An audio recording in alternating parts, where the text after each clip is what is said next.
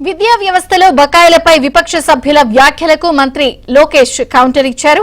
Pending లేకుండా బకాయిలన్నీ త్వరలో చెల్లిస్తామని ప్రభుత్వం వాస్తవాలు చెప్తూ ఉంటే విపక్షం ఓర్చుకోలేకపోతోంది అంటూ లోకేష్ మండిపడ్డారు.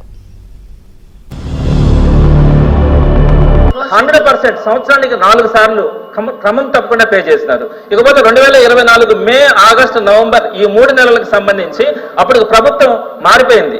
అంటే ఎలక్షన్ కోడ్ రావడం కానీ ప్రభుత్వం మారింది. ఆ 3 బకాయిలు ఉన్నాయి.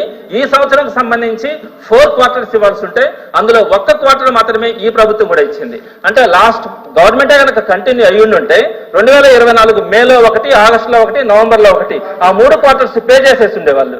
ఆ 3 క్వార్టర్స్ పోయింది. ఈ సంవత్సరంకి వచ్చేటప్పటికి 1 క్వార్టర్ పే చేయడం వల్ల టోటల్ గా ఇప్పుడు 6 క్వార్టర్స్ పెండింగ్ పడి విద్యా సంవత్సరం ఎప్పుడు కూడా అంటే అంతకుముందు ప్రభుత్వాలు కానీ ఈ ప్రభుత్వం ఎప్పుడు కూడా ఇంత పెండింగ్ అన్నది లేదు. మంత్రి గారు వాస్తవాలు చెప్తుంటే దాన్ని కూడా మీరు ఓర్చుకోలేకపోతే కరెక్ట్ కాదా? 4,200 కోట్లు మీరు బకాయిలు పెట్టారు, అవునా కాదా చెప్పండి.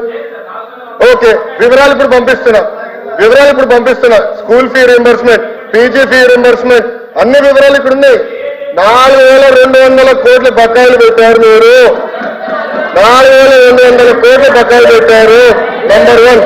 నంబర్ 2 2019లో ఆనాటి ప్రభుత్వం ఏదైతే బకాయిలు పెట్టారో మీరు ఎప్పుడు చెల్లించారని 16 నెలల తర్వాత చెల్లించారు. 16 నెలలు వినండి, 16 నెలలు ప్రభుత్వం వచ్చి 10 నెలలు అయింది. చెల్లిస్తాను నేను చెప్పా. హౌస్ సాక్షిగా నేను హామీ ఇచ్చా. చర్చలు మీరు లేకపోతే ఏం చేయాలి స్వామి? మీరు బైకాట్ చేస్తూ పోతే మమ్మల్ని ఏం చేయమంటారు? మీరు అడిగారు. విచిత్రం ఏంటంటే ఎడ్యుకేషన్ పైన చర్చకి మీరు అడిగారు. ఆ రోజు బీఎస్సీలో మీరు అడిగారు, మేము ఒప్పుకున్నాము. చర్చకు మేము సిద్ధానం. 3-4 గంటలు చర్చ జరిగితే మీరు లేకపోతే ఎట్లా? వాస్తవాలు ఏమైనా మీరు సిద్ధంగా లేకపోతే ఎట్లా?